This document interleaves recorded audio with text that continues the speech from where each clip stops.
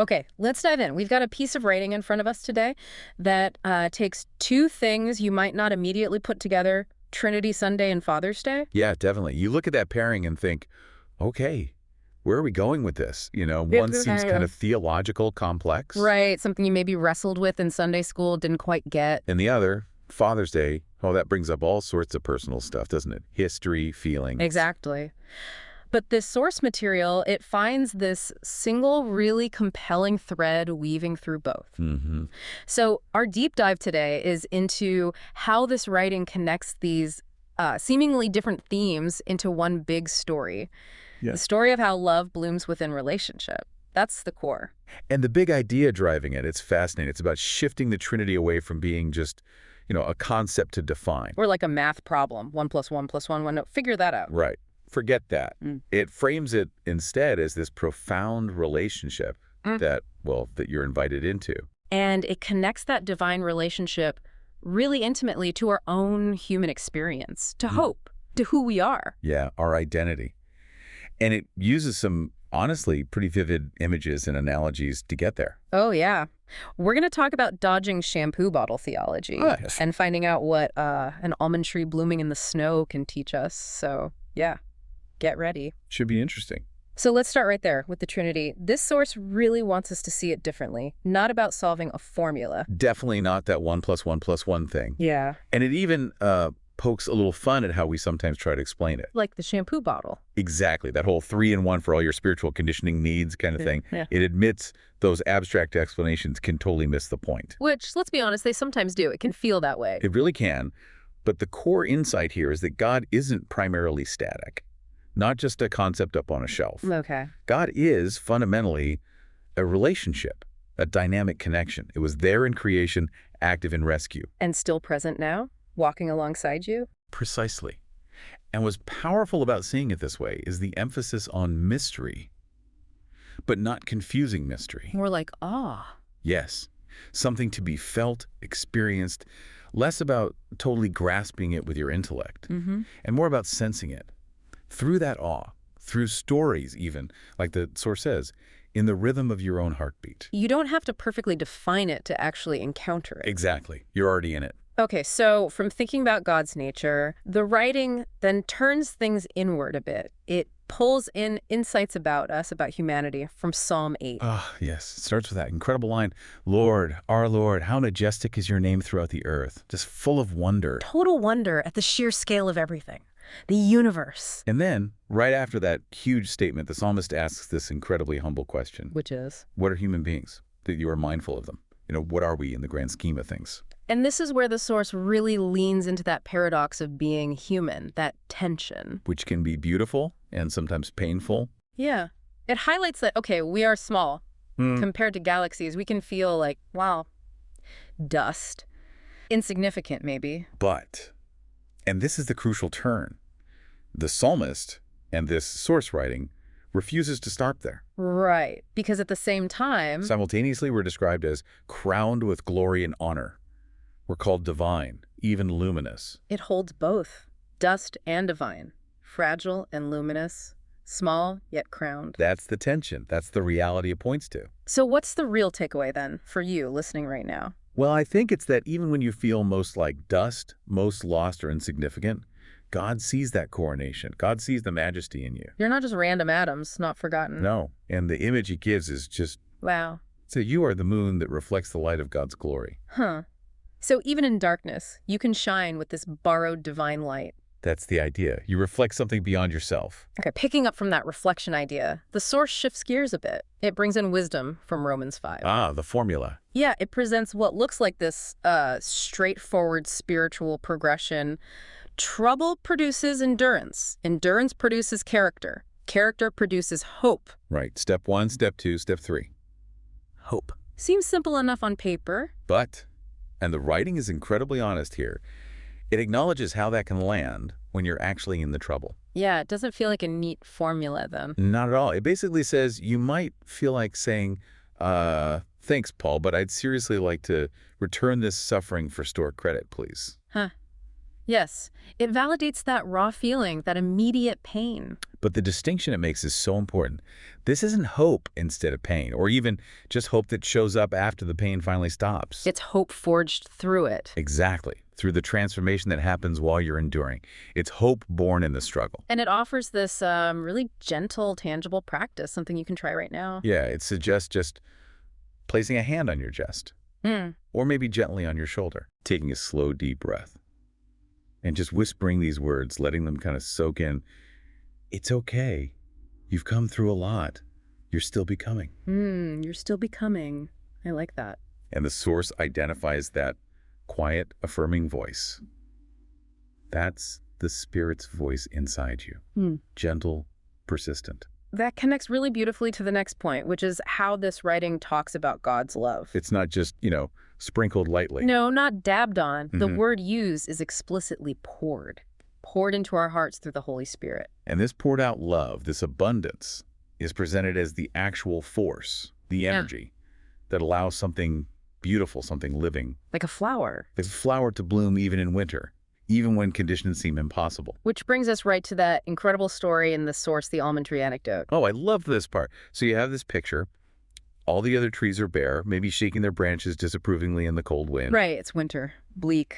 But this one almond tree starts to bloom, right there in the snow. Unexpected, maybe even seems defiant. And when it's asked why are you blooming now? Its response is so simple, so profound. It just says, I didn't mean to bloom. I just felt something warm inside. Wow, just felt something warm. And that warmth, the source tells us directly, that is the love of the triune God pouring in. And the flower itself, the bloom. That's hope. Not necessarily, big flashing neon sign hope. No. But a quiet, tenacious, faithful blooming that's happening within you. Yeah. Maybe even right now. Even when it feels like the dead of winter outside or inside. It's just there because of the warmth inside. That's the image. Well, powerful. Moving from that idea of hope blooming, the writing transitions really thoughtfully to Father's Day. And it does it with a lot of grace, I think. It acknowledges the huge range of experiences people have with earthly fathers. Absolutely. Some great, some absent, some broken, some you never knew. Some who just tried their best, maybe fell short. It's complicated territory for so many. It really is. And that raises the question the source tackles. Okay, given all that human messiness, how do we even start to think about God as Father?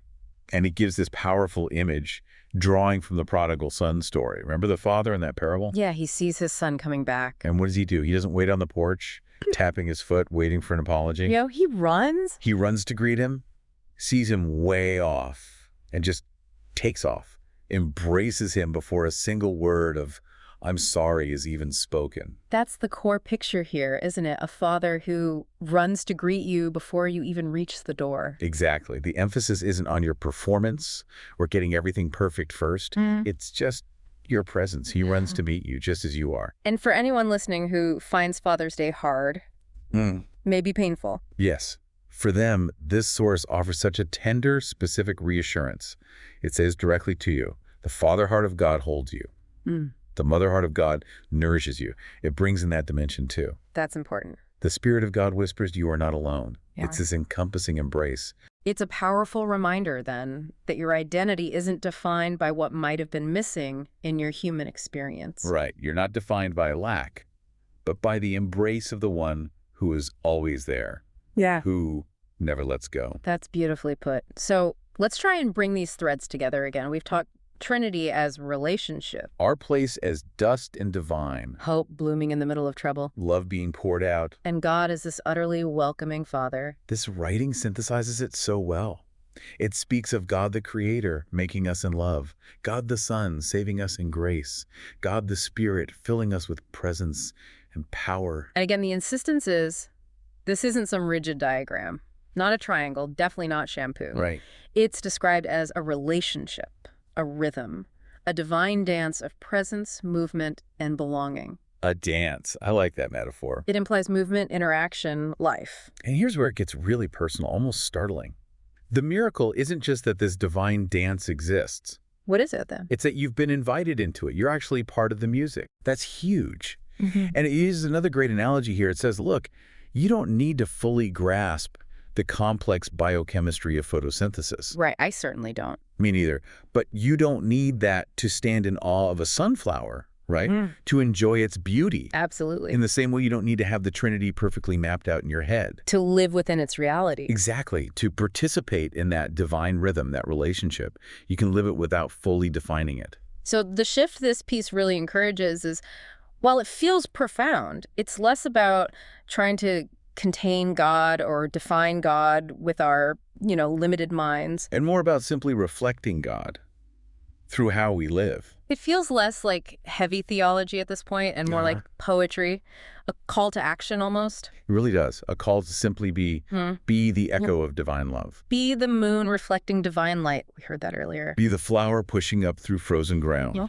It's about embodying these truths. And that majestic name of God we talked about from Psalm 8, the one written across the galaxies. This writing says it's also written across your face, your story, your scars, your strength. Wow, so it's not just out there, it's inscribed right here, on you. That's the message. It's this deep affirmation that something holy is blooming inside you. Even if you can't feel it, even if it feels like winter. Even then, it's about allowing the reality of the Trinity, the divine dance, to live itself out through your own life. Through your grace, your endurance, your joy, whatever that looks like day to day. Letting God's name become majestic, not just in a song, but on your lips, in your life, how you interact with people. Makes sense. And it doesn't just leave us with these big ideas. It gives us practical things to do. Yeah, I appreciate that. It brings it right down to earth. 2 really concrete actions for this week. Okay, what are they? First one, simple, but maybe requires some courage.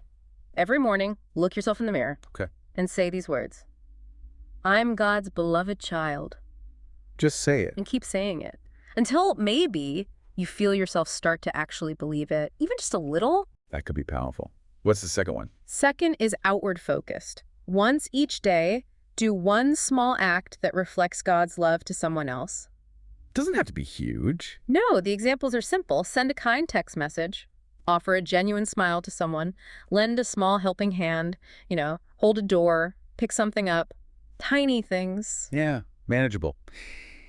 And it wraps this up by reminding us, you don't have to wait. Wait for what? Wait until you feel perfectly worthy, or like you finally have all the answers, or that everything's figured out. The invitation is for right now. Exactly. The flower is already planted. The love is already poured out. You are already invited into the dance. It's already happening.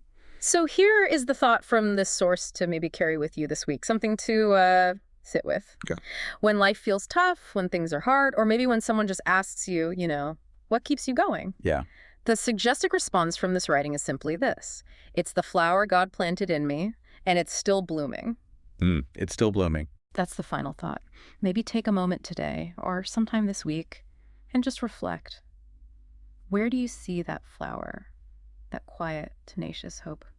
Where is it blooming? Or maybe just waiting to bloom in your own life right now? Good question to ponder.